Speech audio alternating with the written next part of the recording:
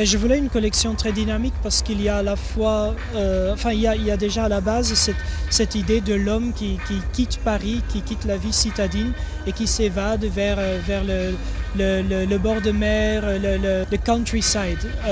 L'idée de rester élégant mais de façon plus relaxe, plus décontractée, des vestes seules, les mains dans les poches, le costume 3 pièces qui se remplace par un gilet en maille, ce genre de choses. Une attitude toujours élégante mais beaucoup plus confort.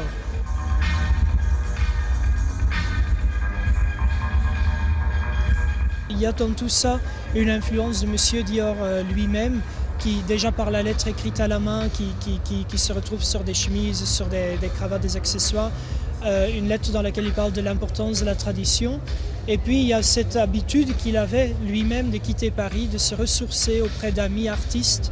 Et je me suis imaginé des scènes où des artistes avec lui se retrouveraient dans une maison de campagne et ils se ressourceraient, ils se rechargeraient les batteries en créant de l'art, de la beauté, de la créativité tout simplement. Et donc voilà une forme de street art sur le tailleur.